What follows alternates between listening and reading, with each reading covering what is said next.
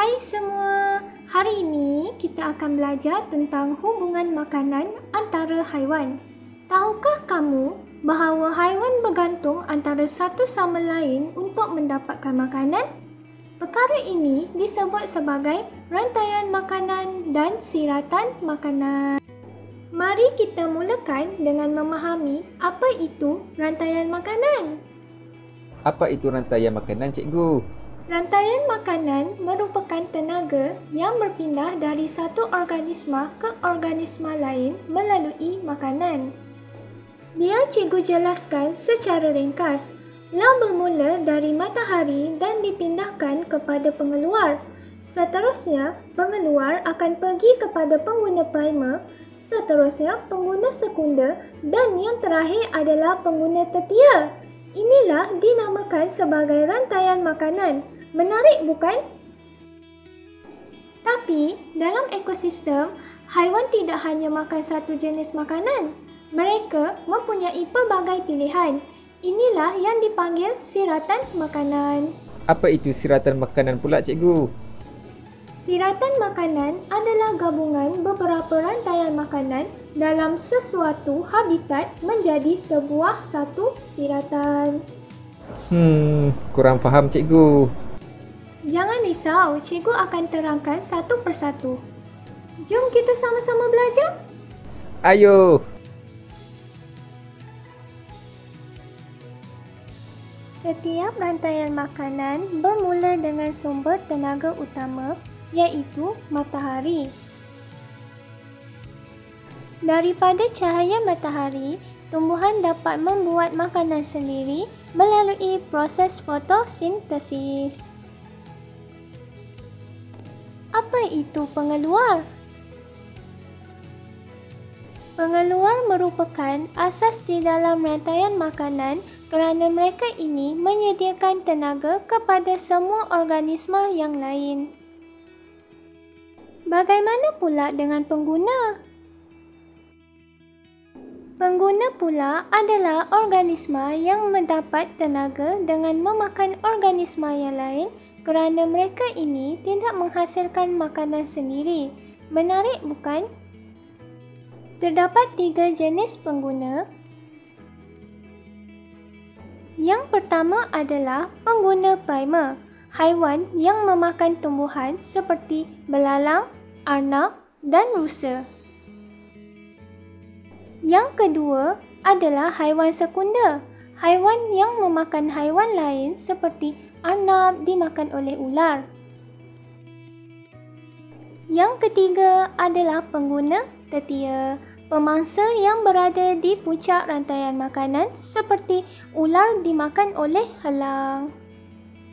Sekarang, cikgu akan berikan satu-satu contoh rantaian makanan. Dalam rantaian makanan ini, matahari akan memberi tenaga kepada rumput, rumput dimakan oleh arnab, arnab dimakan oleh musang dan musang dimakan oleh elang. Apabila haiwan dan tumbuhan telah mati, organisma pengurai akan menguraikannya kepada bahan yang ringkas atau nutrien yang akan diguna semula oleh tumbuhan. Baiklah, kita sudah belajar tentang rantaian makanan. Tetapi sebenarnya, haiwan tidak hanya makan satu jenis makanan sahaja. Mereka makan pelbagai jenis makanan. Contohnya, musang gemar makan buah-buahan, tetapi musang juga memangsa haiwan lain.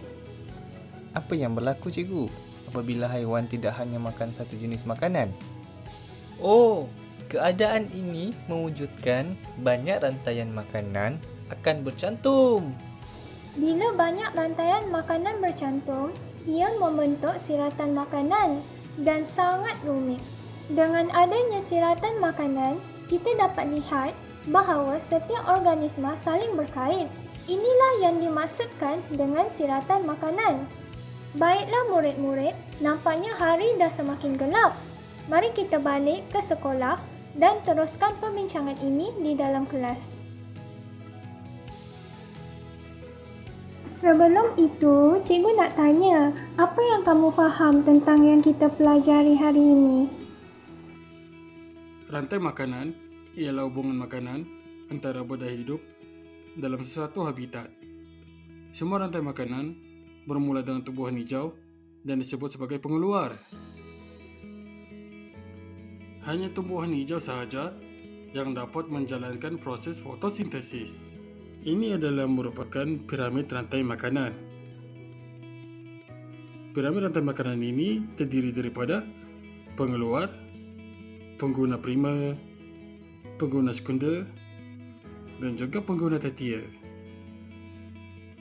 Sebagai contoh, rumput dikenali sebagai pengeluar, manakala belalang juga dikenali sebagai pengguna primer.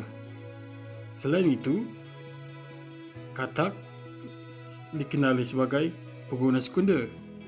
Dan akhir sekali ialah ular, dikenali sebagai pengguna tertier. Tanda anak panah dalam suatu rantai makanan bermaksud dimakan oleh untuk mendapatkan tenaga. Dalam situasi ini, rumput mendapatkan tenaga daripada matahari.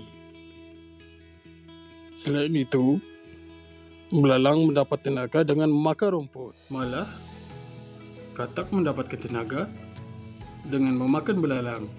Dan akhir sekali, ular mendapatkan tenaga dengan memakan katak. Bagus! Penerangan yang sangat bagus, Iki. Selain daripada itu, apa lagi? Bagaimana dengan dalam habitat pula?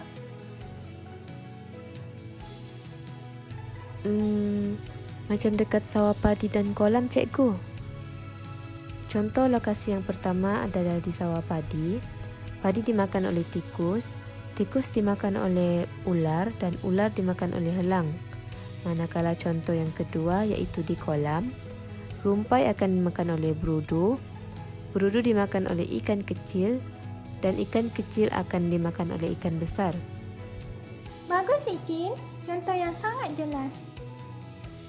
Memandangkan kamu semua sudah faham apa yang kita pelajari hari ini, cikgu nak buat satu permainan. Harap semua murid bersedia. Wow, menariknya cikgu. Okey, jom kita start jawab kuis. Soalan 1. Antara berikut, yang manakah contoh siratan makanan yang betul? Saya rasa B, cikgu. Betul. Soalan kedua, apakah yang dimaksudkan dengan siratan makanan dalam sesuatu habitat?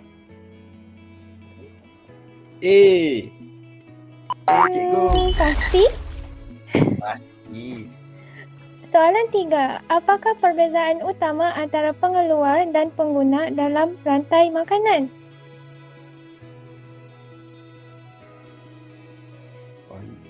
Susahnya cikgu. Jawapannya Cikgu. adalah Terima kasih. Apa ni? betul, C.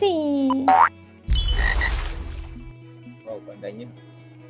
Apakah maksud siratan makanan?